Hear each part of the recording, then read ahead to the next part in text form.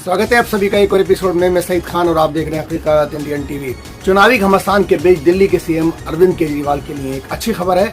Delhi excise policy घोटाले से जुड़े मनी लॉन्ड्रिंग केस में ईडी की जांच का सामना कर रहे केजरीवाल को आज सुप्रीम कोर्ट ने 1 जून तक के लिए अंतिम जमानत दे दी है। इस बात का इंतजार कर रहा था।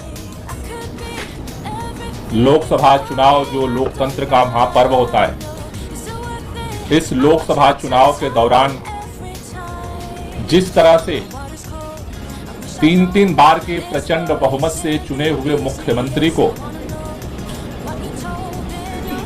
लोकसभा चुनाव में प्रचार से केंद्र की भारतीय जनता पार्टी की मोदी सरकार ने वंचित किया था, आज सर्वोच्च न्यायालय ने इस देश से मोहब्बत करने वाले, संविधान से मोहब्बत करने वाले, लोकतंत्र से मोहब्बत करने वाले के दिलों में एक उम्मीद की किरण जगाई है। हम पूरे दिल्ली के लोगों की तरफ से, देश के संविधान प्रेमियों की तरफ से, पूरी पार्टी की तरफ से सर्वोच्च न्यायालय का धन्यवाद करना चाहते हैं कि उन्होंने इस तानाशाही के अंधकार युग में दिल्ली के मुख्यमंत्री अरविंद केजरीवाल को अंतरिम बेल दे करके एक उजाले की रोशनी जलाई है। आज पूरी दिल्ली ही नहीं, पूरा देश खुश है, इस बात से प्रफुल्लित है कि इन विपरीत परिस्थितियों में भी भारत के अंदर हमारे स्वतंत्रता संग्राम सेनानियों के कुर्बानी के दम पर जो संविधान मिला, लोकतंत्र के जो अलग अलग स्तंभ बने, आज भी इस तानाशाही के अंधकार युग में भी अपनी भूमिका को निभाए हैं। इसके लिए तहे दिल से बहुत बहुत शुक्रिया। यह सत्य की जीत हुई है, क्योंकि जिस तरह से बिना किसी सबूत के, बिना किसी एफआईआर के, जिस तरह से अचानक उठा करके मुख्यमंत्री जी को जेल में डाला गया, आज सुप्रीम कोर्ट के अंतरिम बेल मिलने से एक बात साबित हुई है कि आज सत्य की जीत हुई है और लोगों में एक उम्मीद की किरण बंधी है।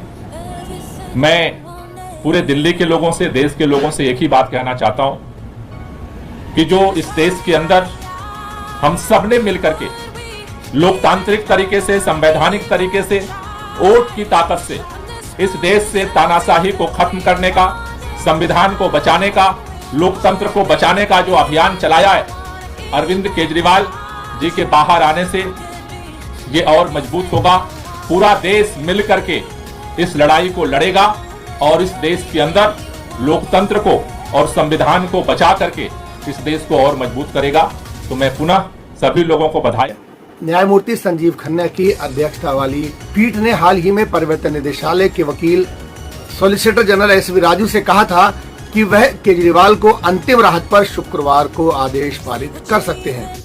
आज जो सुप्रीम कोर्ट का फैसला आया है, इस फैसले से सिर्फ अरविंद केजरीवाल जी को अंतरिम जमानत नहीं मिली, इस फैसले से सत्य की विजय हुई, इस फैसले से लोकतंत्र की विजय हुई, इस फैसले से देश के संविधान की विजय हुई। हमारे देश के इतिहास में जब जब संविधान खतरे में आया है, जब जब लोकतंत्र खतरे में आया है, तो हमारे देश में सुप्रीम कोर्ट सामने आया है और लोकतंत्र की रक्षा करने में सुप्रीम कोर्ट ने बहुत बड़ी भूमिका निभाई है। आज भी अरविंद केजरीवाल जी को अंतरिम जमानत देकर, अरविंद केजरीवाल जी को चुनाव में प्रचार में आने के लिए जमानत जो सुप्रीम कोर्ट ने दी है, इस फैसले से लोकतंत्र की रक्षा होगी, क्योंकि इस देश में लोकतंत्र हमारे देश का सबसे बड़ा सिद्धांत है। लोकतंत्र में चुनाव, फ्री एंड फेयर इलेक्शंस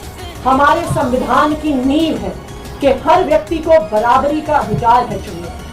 आज इस देश में एक तानाशाही की सरकार है, एक सरकार जो विपक्ष को खत्म करने की कोशिश कर रही है, एक सरकार जो लोकतंत्र को खत्म करने की कोशिश कर रही है और एक सरकार जो आज देश के संविधान को खत्म करने की कोशिश कर रही है। लेकिन इस तानाशाही का अंत होगा और 2024 के ही इस चुनाव में होगा। और मैं एक बार फिर सुप्रीम कोर्ट का धन्यवाद करना चाहती हूँ, सामने आकर लोकतंत्र को। और आज शुक्रवार है, दिल्ली उत्पाद शुल्क नीति 2021 और 22 में मनी लॉन्ड्रिंग को लेकर केजरीवाल को 21 मार्च को गिरफ्तार किया था। यानी कि 50 दिन पहले केजरीवाल को गिरफ्तार किया गया था। आज 51वें दिन केजरीवाल को 1 जून तक के लिए जमानत दे दी गई है। यानी कि 2 जून को केजरीवाल को दोबारा जेल जाना होगा। केजरीवाल के वकीलों की तरफ से ये दलील दी गई थी कि दिल्ली में चुनाव है, यानी कि 25 मई को दिल्ली में और 1 जून को पंजाब में चुनाव है। इन्हें कैंडिडेट तय करना है, अपने चुनाव का प्रचार करना है, लिहाजा इन्हें जमानत दे दी जाए।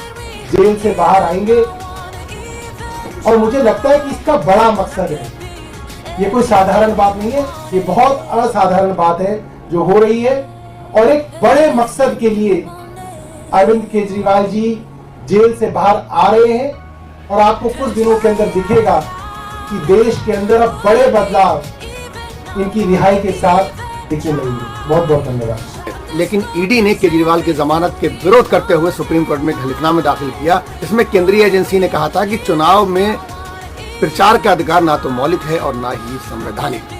लेकिन इस दलील पर केजरीवाल की टीम ने आपत्ति जताई। हालांकि ईडी की सभी दलीलों को दरकिनार करते हुए सुप्रीम कोर्ट ने आज केजरीवाल को अंतिम जमानत दे दी। वो अपने दिल्ली और पंजाब के प्रचार में जो कैंडिडेट हैं उनका चयन भी कर सकते हैं और धुआंधार प्रचार भी कर सकते हैं। इसी तरह के वीडियो देखने के लिए चैनल को सब्सक्राइब कर लें और वीडियो दूसरों में भी शेयर करें। बहुत बहुत शुक्रिया।